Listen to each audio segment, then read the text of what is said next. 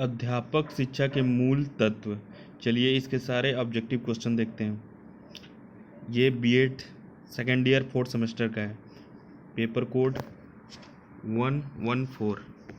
अध्यापक को सीखने के लिए अध्यापक को कला को सिखाने के लिए अध्यापक शिक्षा को आवश्यक माना गया है।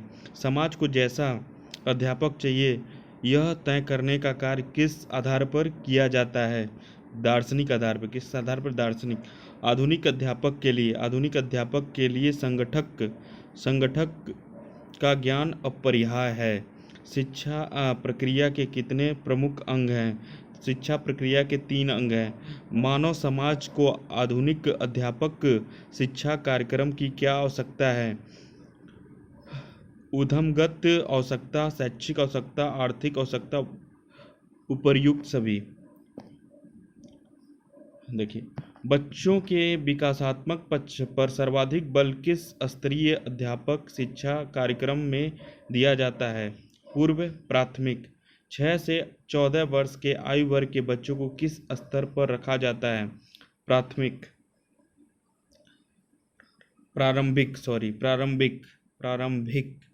पूर्व प्राथमिक अथवा प्रारंभिक अवस्था के बच्चों को सिखाने के लिए कौन सी विधियां अपनाई जाती है? खेल विधि द्वारा बच्चों को सिखाना, कहानी सुनाकर बच्चों को सिखाना, गीत संगीत द्वारा बच्चों को सिखाना, उपर्युक्त सभी।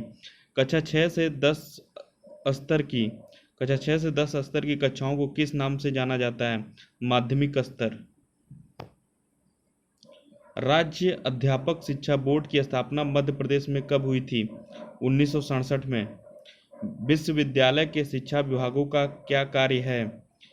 प्रशिक्षण की व्यवस्था करना, भाषा प्रयोगशाला का विकास करना, शोध कार्यों का विकास करना, ये सभी। विश्वविद्यालय अनुदान आयोग की स्थापना कब हुई थी? सन 1953 में। ये देखिए, विश्वविद्यालय अनुदान आयोग की स्थापना 1956 में हुई थी।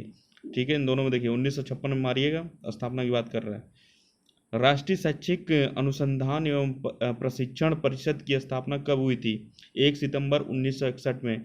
एनसीईआरटी की स्थापना किसके द्वारा की गई थी? भारत सरकार के शिक्षा मंत्रालय द्वारा। एनसीईआरटी के कितने संगठक हैं? 8। एनसीईआरटी का मुख्यालय है नई दिल्ली। एनसीईआरटी किस प्रकार का संगठन है? स्वायत्तशासी।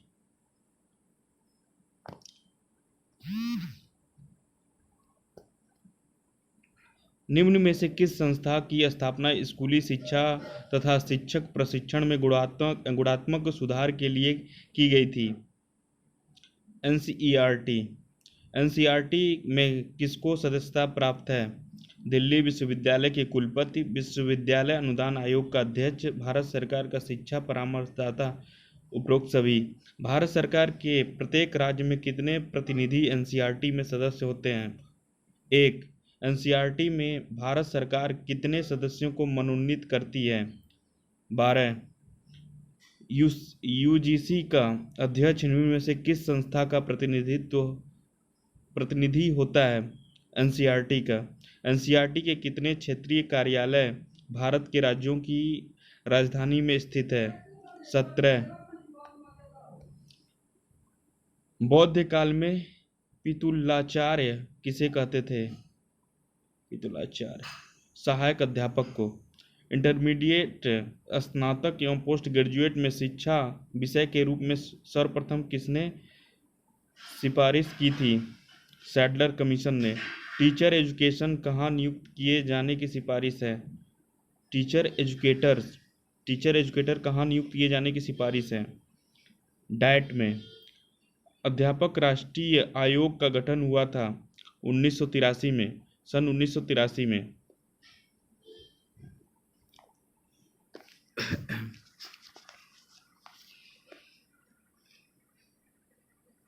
बौद्ध काल में पितुतल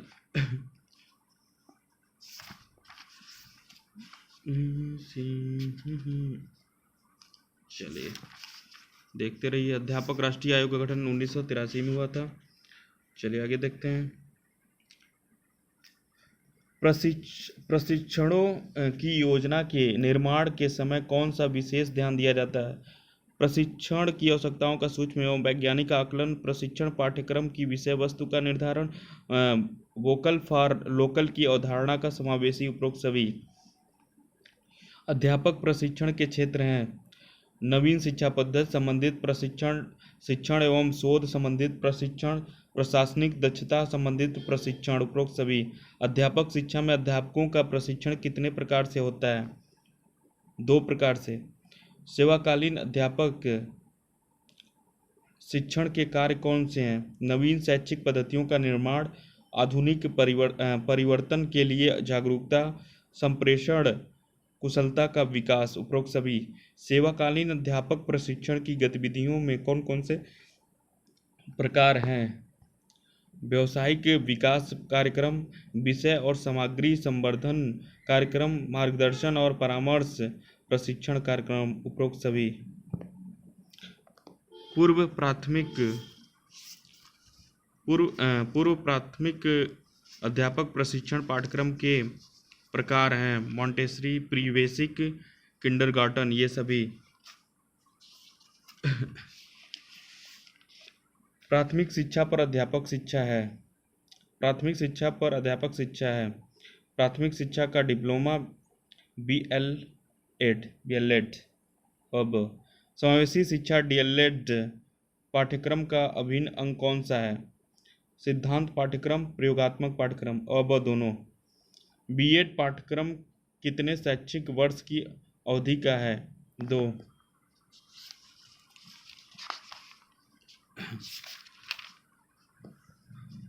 उन्मुखीकरण कार्यक्रम का क्या उद्देश्य है? अध्यापक की व्यावसायिक दक्षता में वृद्धि करना, स्वमूल्यांकन करने की क्षमता का विकास, आत्मविश्वास के स्तर में वृद्धि करना, उपरोक्त सभी। अध्यापक के लिए उच्च शिक्षा डिप्लोमा की शुरुआत कब की गई थी? 1972 में। अध्यापक को PhD का प्रशिक्षण देने की शुरुआत कब हुई थी? 1974 से। अध्यापक शिक्षा में इंटर्नशिप कार्यक्रम का उद्देश्य, प्रशिक्षण कार्यक्रम में छात्र अध्यापक या छात्र अध्यापिका की सहायता। ब्लॉक शिक्षण कार्यक्रम छात्र अध्यापकों के लिए पहली बार संस्था से बाहर जाकर परिसर के आसपास स्थिर विद्यालयों में अपना सत्र दें। ऑफ कैंपस कार्यक्रम के लिए छात्र अध्यापक परिसर के बाहर स्कूलों में अपने सत्र देते हैं।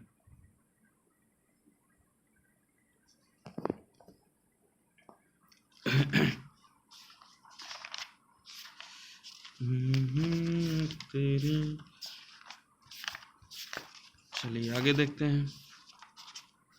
सूक्ष्म शिक्षण का सरलीकृत रूप है। कक्षाध्यापक कितने मिनट तक सूक्ष्म पाठ पढ़ाता है? 2 से 15 मिनट। सूक्ष्म शिक्षण के चक्र में पदक्रमों की संख्या 5। सूक्ष्म शिक्षण का विकास किस विश्वविद्यालय में हुआ है? स्टैनफोर्ड विश्वविद्यालय में। सूक्ष्म शिक्षण के क्या लाभ हैं? शिक्षण प्रक्रिया सरल होती है, छात्र अध्यापक का वस्तुनिष्ठ मूल्यांकन किया जाता है, छात्र अध्यापकों में आत्मविश्वास जागृत करती है, ये सभी। सूक्ष्म शिक्षण का सरलीकृत रूप है। इसमें अध्यापक 5 छात्रों के समूह को 5 से 20 मिनट तक के समय में पाठ्य वस्तु की एक छोटी सी इकाई का शिक्षण प्रदान करता है। LC सिंह। 1959 में शिक्षण के शाब्दिक व्यवहार के अंकन एवं विश्लेषण हेतु एक विशिष्ट प्रणाली का विकास किसने किया था? नेड फ्लैंडर। संपूर्ण शाब्दिक व्यवहार के किन प्रमुख 3 भागों में विभाजित किया गया था? अध्यापक कथन, विद्यार्थी कथन, मौन या विभ्रांति, उपरोक्त सभी। अध्यापक कथन को फ्लैंडर ने किन 2 प्रमुख भागों में विभाजित किया था? प्रत्यक्ष अप्रत्यक्ष व्यवहार। फ्लैंडर की 10 श्रेणी वर्गों का विश्लेषण किया गया है। 10। व्याख्या की प्रक्रिया किन 2 भागों में विभाजित की गई है? परिमाणात्मक व्याख्या, गुणात्मक व्याख्या, दोनों। व्याख्यान देने के लिए कथन के अंतर्गत आता है अध्यापक कथन। किस कथन के अंतर्गत आता है? अध्यापक कथन।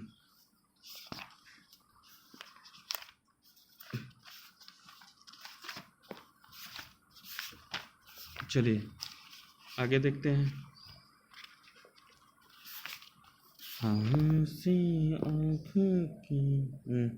मूल्यांकन की विशेषता है, यह एक सतत प्रक्रिया है, शिक्षण प्रक्रिया का अभिन्न अंग है, छात्रों की व्यक्तिगत विभिन्नता एवं सामूहिक आवश्यकता को पूरा करता है। उपरोक्त सभी। मूल्यांकन कैसा क्षेत्र है? व्यापक क्षेत्र है।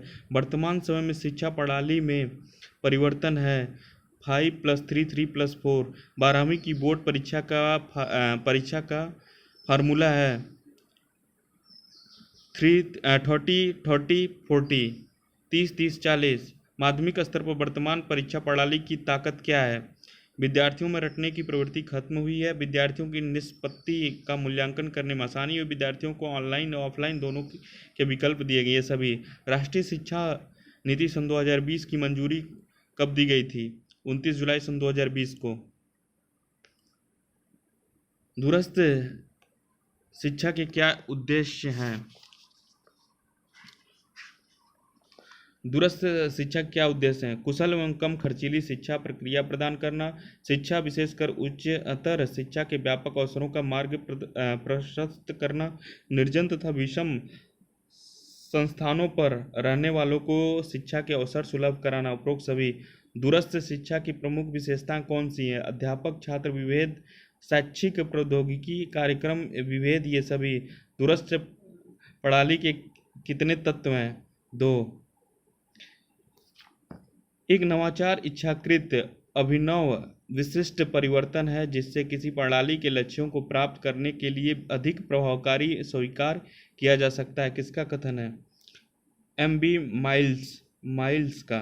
दूरदर्शन चैनल स्वयं प्रभा किस कक्षा के लिए है? 1 से 12 के लिए। स्वयं प्रभा किसके लिए? 1 से 12 के लिए। सरकार का लक्ष्य 4 वर्षीय एकीकृत बीएड सन 2030 तक शिक्षण के लिए आवश्यक डिग्री न्यूनतम होगी। एकीकृत अध्यापक शिक्षा कार्यक्रम ITEP में प्रवेश राष्ट्रीय परीक्षा एजेंसी द्वारा किया जाएगा। राष्ट्रीय अध्यापक शिक्षा परिषद की स्थापना कब हुई थी? मई 1973 में। मई 1973 में हुई थी।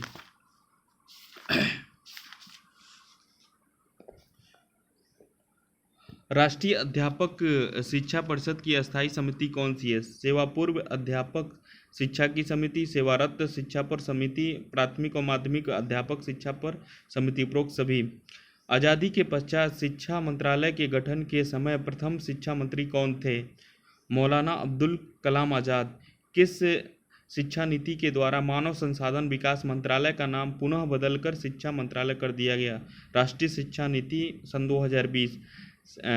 शिक्षा मंत्रालय का उद्देश्य राष्ट्रीय शिक्षा नीति का निर्माण एवं क्रियान्वयन, शैक्षिक संस्थाओं का निर्माण व गुणवत्ता सुधार, समाज के वंचित वर्गों को विशेष सुविधाएं एवं वित्तीय सहायता प्रदान करना। उपरोक्त सभी। मानव संसाधन विकास मंत्रालय के उच्चतर शिक्षा विभाग द्वारा चलाई जा रही योजना उच्चतर शिक्षा सांख्यिकी और जन सूचना प्रणाली, तकनीकी शिक्षा, शिक्षकों और शिक्षण पर पंडित मदन मोहन मालवीय राष्ट्रीय मिशन। उपरोक्त सभी। गुणवत्तापूर्ण शिक्षा के आयामों को नाम दिया गया है 6As।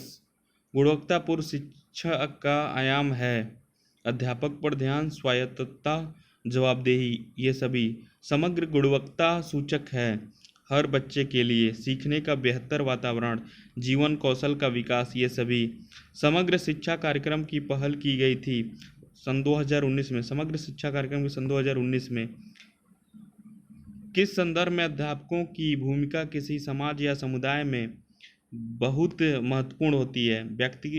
व्यक्ति की वृद्धि एवं विकास, सामाजिक प्रगति, राष्ट्रीय विकास एवं अंतर्राष्ट्रीय सद्भावना। उपरोक्त सभी। भारत का धन्वंतरी किसके जन्मदाता थे? आयुर्वेद चिकित्सा के। अध्यापक अपने कृत्य के संबंध में किस प्रकार से जवाबदेह होता है? अपने आप को जवाबदेही, विद्यार्थियों के प्रति जवाबदेही, समाज या समुदाय के प्रति जवाबदेही। उपरोक्त सभी। मांग में सम्मिलित है वस्तु की प्रभावी इच्छा, साधन की उपलब्धता, वस्तु की खरीदने के लिए साधनों को व्यय करने की तत्परता, उपरोक्त सभी।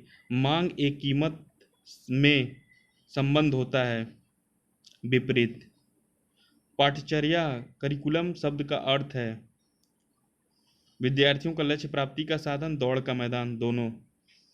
अब पाठ्यचर्या के प्रमुख क्षेत्र हैं शैक्षिक क्रियाएं, रुचि कार्य, पाठ्य सहगामी क्रियाएं, उपरोक्त सभी। इस तरह हमारा ये समाप्त होता है।